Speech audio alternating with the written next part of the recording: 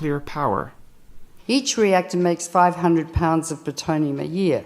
You only need 10 pounds to make a nuclear weapon. So you get the plutonium, which is great because you can make bombs with it. This is incorrect. Only select isotopes of plutonium can be used for weapons. For example, plutonium-238 was the very first isotope of plutonium discovered and cannot be used to make a bomb. We use it in radioisotope thermoelectric generators. Apollo astronauts use plutonium RTGs to power their science equipment. The Mars rover Curiosity is entirely powered by RTGs, enabling a wider array of power-hungry experiments and improved mobility than Spirit or Opportunity ever had. The Mars exploration rovers often found themselves short on power as dust settled on their solar panels.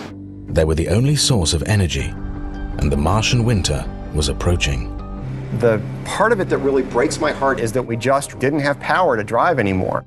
In fact, any space probe sent beyond the asteroid belt has been powered by RTGs, because at that distance from the Sun, solar panels are useless. A well-powered Curiosity roaming Mars, and these spectacular images are all courtesy of plutonium-238. These are the plutonium isotopes found in spent fuel rods.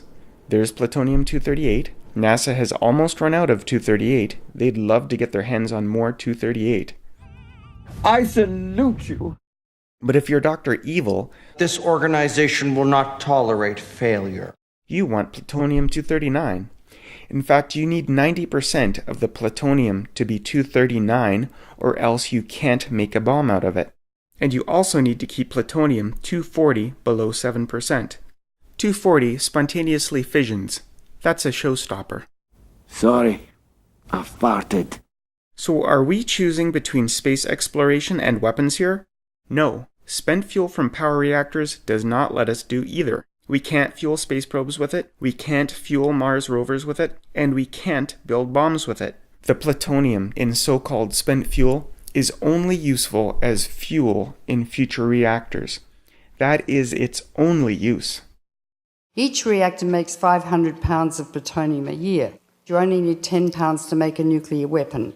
So you get the plutonium, which is great because you can make bombs with it. A power reactor creates plutonium, which is not weapons grade. This number is 0. Isotopic separation is hard. This is basket weaving 101 of anti-proliferation. Isotopic separation of uranium is an expensive but developed technology. Isotopic separation of plutonium is not. Dig uranium up out of the ground, enrich it all to hell, and you've got weapons-grade material. You know, I don't think we should be building nuclear weapons. In fact, I think nuclear weapons are terrible, but uranium's uranium. It's not exactly like we have a monopoly on the stuff. You know, it's a big planet, everybody's got some. In contrast, a power reactor creates plutonium, which is not weapons grade. Distinguishing between the various isotopes is important. On one side stays uranium-235, which is the one that is the fissionable one, and the other side, actually it's the reverse, says U-238, which is non-fissionable, and this is 235. See, Helen knows what an isotope is, so long as we're talking about uranium isotopes, and how uranium isotopic enrichment adds to the cost of nuclear power. But plutonium isotopes... They can make 50 bombs a year. What's an isotope? When Helen speaks, many people make contributions large and small to the organization. The last 2 chapters of this book are very exciting because they give you the prescription for survival. Oh, windmills! I don't like the look of those windmills. Too bloody bad! Better to have windmills than nuclear power plants, which are cancer factories. People waking up in their morning, their babies born deformed, like the babies at Chernobyl. Do you want to see the picture of the babies at Chernobyl? Do you want me to hold your mic? No. I'm on a roll.